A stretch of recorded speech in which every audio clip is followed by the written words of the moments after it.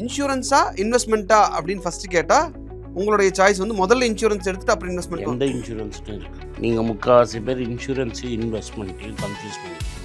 So இன்வெஸ்ட்மெண்ட்டுங்கிற பேரில் insurance போடாதீங்க. எல்ஐசியில் வந்து என்டோமெண்ட் பாலிசியில் எல்லாமே ஃப்ராடு. தட் இஸ் எல்லாமே. இன்சூரன்ஸையும் சேவிங்ஸ் அதாவது இன்வெஸ்ட்மெண்ட்டையும் கிளப் பண்ணி ஏன் ஒரு ப்ராடக்டை வெளியிடுறாங்க? ஏன்னா இதை வந்து ஐஆர்டிஏ பார்க்குறாங்க, இதை செபி பார்க்குறாங்க, இல்லை ஆர்பிஐ பார்க்குறாங்க. வண்டி ஐஆர்டிஏ தான் பார்ப்பாங்க. இது கிளியர் அப்யூஸ். இந்த ஹெல்த் இன்சூரன்ஸ்னு வரும்போது தான் பல ஃப்ராட் வேலைகள் நடக்குது. ஹெல்த் இன்சூரன்ஸ் தான் மேக்ஸிமம்.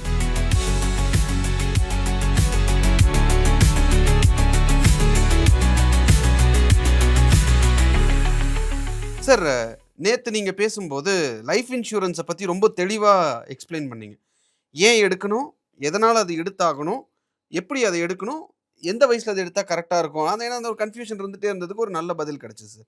இப்போது ஹெல்த் இன்சூரன்ஸில் தான் பல ஃப்ராடு நடக்கிறத கண்கூட பார்க்க முடியுது. நானே ஏமாந்துருக்கேன். போரூரில் இருக்கக்கூடிய ஒரு பெரிய ஹாஸ்பிட்டலில் லிட்டரலி ஏமாற்றப்படக்கூடிய ஒரு சுச்சுவேஷனில், பட் என்னால் இன்சூரன்ஸ் அதுக்கு எடுக்க முடியல. பட் நான் பணத்தை கட்டிட்டு வெளியே வர மாதிரியான ஒரு சுச்சுவேஷன் ஆகிடுச்சு.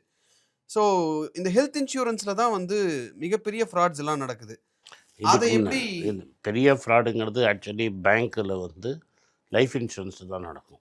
Okay okay. நான் முன்னாடியே சொன்ன மாதிரி ஒரு தாத்தா 90 வயசு தாத்தாவுக்கு 100 வருஷம் பாலிசி ஆகிடும். ஸோ ஒரு 50 வயசு தாண்டிட்டாங்கன்னா அவங்களுக்கு லைஃப் இன்சூரன்ஸே தேவையில்லை. அவங்களுக்கு வந்து ப்ரைவேட் பேங்க்கில் இவங்கெல்லாம் வந்து பாலிசி எழுதிடுவாங்க. பேங்க்லேருந்து எவனாவது வந்து இப்போ ஆர்பிஐ ரொம்ப ஸ்ட்ரிக்டாக சொல்லிட்டாங்க. இன்றைக்கி அம்மையாரே கண்ணை திறந்து பேசிட்டாங்க. நான் அவங்க ஆளுங்க பட்டுடுச்சுன்னு எங்களுக்கு தாங்க முடியாது இல்லை. Okay okay. அதனால் வந்து பேங்க்கு வந்து இன்சூரன்ஸ் ஏன் விற்குது அப்படிங்கிற மாதிரி பேசிட்டாங்க. நான் திரும்பி என்ன சொல்கிறதுனா, பேங்க் மேனேஜர் இன்சூரன்ஸ்னால் சொன்ன பேச்சை கேட்காதீங்க சார். அந்த பப்ளிக் செக்டர் பேங்க் வந்து இன்சூரன்ஸ் விற்ற கதை அது என்ன தான் சார் ஆச்சு? அதுக்கப்புறம் அதுக்கு ஒரு ரிசல்ட் கிடைச்சதா? அவங்க மேலே நடவடிக்கை எடுத்தாங்க? நடவடிக்கைலாம் எடுக்க முடியாது. அவங்கெல்லாம் சேஃப் சட்டை போட்டவங்க மேலே ஆக்ஷன் எடுக்க முடியாது.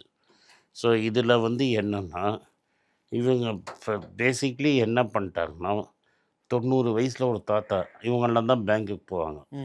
இப்போ என் ஃப்ரெண்டோட அப்பா 87 வயசு இருந்தார். அவர் என்ன பண்ணுவார், டெய்லி வந்து ஃப்ரெண்டோட காரை டிரைவர் எடுத்துக்கிட்டு 4 பேங்க்குக்கு போவார், அரட்டை அடிச்சிட்ருப்பார். அப்புறம் ஒரு 10 ரூபா இந்த அக்கௌண்ட்டுன்னு அந்த அக்கௌண்ட்டுக்கு மாட்டுவார், அந்த அக்கௌண்ட்டு நீங்கள் மாற்றுவார். 300 பேங்க்குக்கு போவார். கார்த்தால 9 மணிலேருந்து 1 மணி வரைக்கும் அவங்களுக்கு என்டர்டெயின்மெண்ட். திரும்பி டிரைவர் கொண்டு வந்து வீட்டுக்கு விட்டுருவோம்.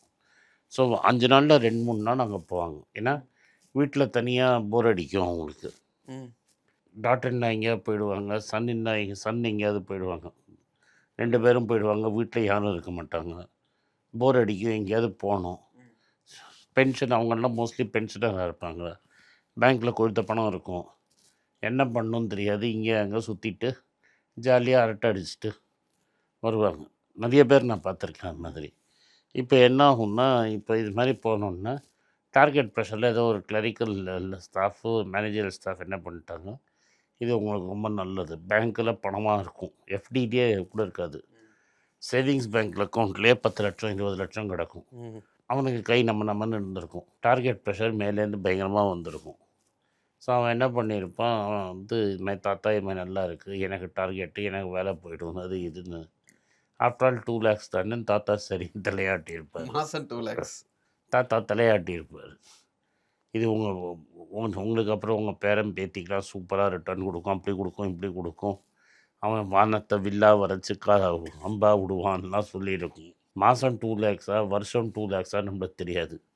அந்த ஆர்டிக்கல்ல படிச்சப்போ மாசம் 2 lakhs, மாதம் 2 2 மாதத்துக்கு அப்புறம் தான் என்னடா மாதம் 2 லட்சம் பேங்க்ல இருந்து போகுதுன்னு வீட்டில் இருக்கிறவங்க 4 லட்சத்துக்கு போன அப்புறம் தான் வீட்டில் கவனிச்சிருக்காங்க. யார் பேத்தி கவனிச்சிருக்குது.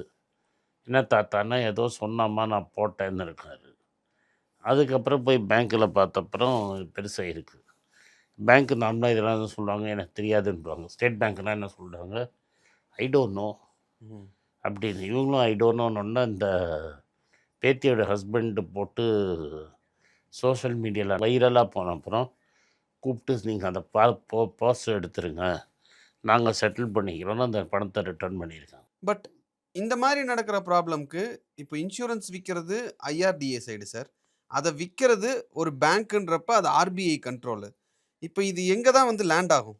இந்த மாரி இது ப்ராப்ளம்ஸ் எல்லாம். இது ஆர்பிஐன்றதுனால அவனுக்கு வந்துடுச்சு. இப்போ நான் வந்து டிஜி கோல்டு வாங்காதீங்க. எனக்கு அதுக்கு சம்மந்தம் இல்ல அப்படின்னு சொல்லி செபி கை தூக்கிட்டாங்கல்ல சார். ஆமா. அந்த மாரி இந்த பிரச்சனை யாரோட கண்ட்ரோலுக்கு போய் இப்போ இது ப்ராப்ளம் ஆயிடுச்சுன்னா நான் ஆர்பிஐ ட்ட போகணும், ஐஆர்டிஏ ட்ட போகணும். பேங்க்னா நீ ஆர்பிஐட்ட தான் போணும். அவன் தானே டெபிட் பண்ணான். ஓகே. அதனால தான் என்ன சொல்றாங்க, ஃபர்ஸ்ட் லுக்குன்னு ஒண்ணு இருக்கு. ம். 45 நாளுக்குள்ள நீங்க வந்து ரிட்டர்ன் பண்ணிடணும். ம். Without any cost. 15 நாள் நினைக்கிறேன் சார். இப்போ 45 ஆக்கினாங்க. 15 45. நான் 15 நாள்ல நான் ஒரு 30,000 ஏமாந்துருக்கேன் சார் அதுலயும். ஆமா. நீ ஏமாந்துருக்கடா. நீ தான்டா பிரகஸ்பதி. எல்லாத்துலயும் ஏமாறுவ. அதுலயும் ஏமாந்துருக்கேன். பக்கத்திலேயே போகக்கூடாது. எது? ஒண்ணும் இல்ல சார். நான் வந்து 2016 எலக்ஷன்ல தமிழ்நாடு ஃபுல்லா அந்த இன்டர்வியூஸ் எடுக்க போவோம் பார்த்தீங்களா? அப்ப அப்படி தமிழ்நாடு ஃபுல்லா போயிருந்தப்போ, ஒரு இதே மாரி என்கிட்ட வந்து ஒரு யூலிப் ஒருத்தன் தலையில கட்டான். அது யூலிப்னே தெரியாம நான் வந்து ரூ. 30,000 நீ வருஷத்துக்கு எப்படிடா ஏமாந்த? அவன் என்கிட்ட சொன்னது வேற சார். நான் என்னன்னா, அவன் என்கிட்ட சொன்ன எல்லாமே வேற. வந்த உடனே எனக்கு அக்ரீமெண்ட் எடுத்து நான் பார்க்குறேன். பார்க்கறதுக்கு முன்னாடி அந்த 15 நாள் முடிஞ்சிருச்சு. Because I was in tour all over Tamil Nadu. அந்த எலக்ஷன் இன்டர்வியூஸ் எல்லாம் முடிச்சுட்டு வந்து, நான் இங்க பார்க்கும்போது எனக்கு அக்ரீமெண்ட்ல அந்த புரோக்கர் சொன்னது வேறையா இருக்கு. இதுல இவன் சொல்லியிருக்கிறது அக்ரீமெண்ட்ல சொல்லியிருக்கிறது வேறையா இருக்கு. அப்படின்னு எடுத்து போய் ஹெச்டிஎஃப்சி லைஃப்ல தான் போட்டேன். எடுத்து கொண்டு போய் அவங்க கிட்ட காமிச்சா, இல்ல உங்களுக்கு அந்த 15 நாள் முடிஞ்சிருச்சு. அதனால எதுவும் பண்ண முடியாது. அப்புறம் என்ன பண்ண? ரூ. 30,000 போச்சு. இன்னைக்கு வரைக்கும் எனக்கு அந்த பணத்த திருப்பியும் குடுக்க மாட்டேங்கிறாங்க. இன்சூரன்ஸ் சர்விஸ் டிவிஷன் அப்படின்னு சொல்லி வருஷத்துக்கு ஒரு 3 தடவ ஒரு ஃபோன் கால் வரும் சார். அந்த ஃபோன் கால் பண்ணி, "நீங்க இன்னொரு பிளான் எடுத்துக்கோங்க. அப்படின்னா உங்களுக்கு இந்த பணத்த நாங்க திருப்பி குடுத்துர்றோம்." அப்படின்லாம் சொல்லி என்னமோ நெறைய ஏமாத்துறதுக்கு பார்த்தாங்க. அப்புறம் டி நகர்ல இருக்கிற ஹெச்டிஎஃப்சி லைஃபோடைய ஆஃபீஸ்க்கே நான் போயி, "இதுதான் என்னோட பாலிசி. இப்படி வந்து இன்சூரன்ஸ் சர்விஸ் டிவிஷன்னு சொல்லி என்ன கூப்பிடுறாங்க. என் டீட்டெயில்ஸ் எல்லாம் எப்படி வெளிய போச்சு?" அப்படின்னு கேட்டா அதுக்கு பதில் கிடையாது. "அப்படி கூப்பிட மாட்டாங்க சார். அது ஃப்ராடு. நாங்க எங்க சைடுலருந்து அப்படி கூப்பிடவே மாட்டோம்." ஆனா, அப்படின்னா நான் இத்தனாம் தேதி உங்ககிட்ட இன்சூரன்ஸ் எடுத்திருக்கேன். இவ்வளோ பிரீமியம் கட்டியிருக்கேன். அந்த டீட்டெயில்ஸ் எல்லாம் எப்படி அவனுக்கு தெரிஞ்சது அப்படின்னு கேட்டா, அதுக்கு எந்த பதிலுமே இல்ல. அவங்க அத நம்பாதீங்க.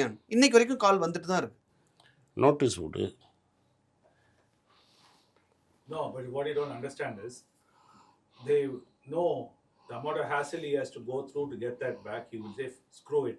That is why they get away with it. Yes, நான் இப்போ Because the cost of lawyer, the cost of his time, of all that adding up, he'll just throw in the towel and say, to po.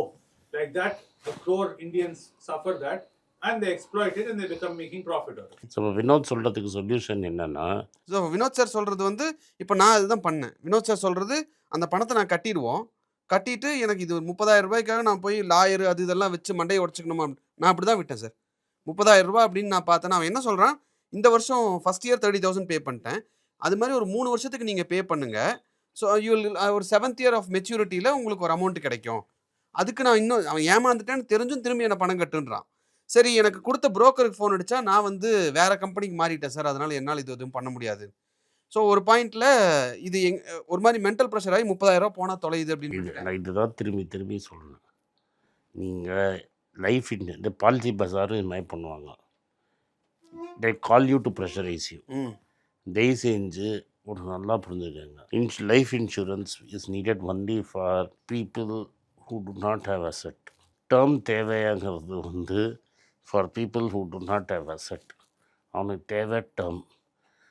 ரைட்டா? Either 50 லட்சம் இல்லாட்டா 1 கோடி இல்லாட்டா 2 கோடி. அதை தவிர உங்களுக்கு லைஃப் இன்சூரன்ஸை பார்த்தாலே தருமடி அடிங்க. நீங்கள் போய் எந்த இன்சூரன்ஸ் கம்பெனி போட்டு அட்ராசிட்டிஸ் தேட்டிங்கன்னா யூடியூப்பில் ஸ்டோரியாக வரும். ம். இதுக்கு மேலே எஜுகேட் நம்மளால் பண்ண முடியாது. டாக்ஸ்ன்ற ஒரு விஷயத்த சொல்லி இன்சூரன்ஸ் அதான் இப்போ டேக்ஸே கிடையாது. 12 lakhs நோ இப்ப டேக்ஸ். கிடையாது.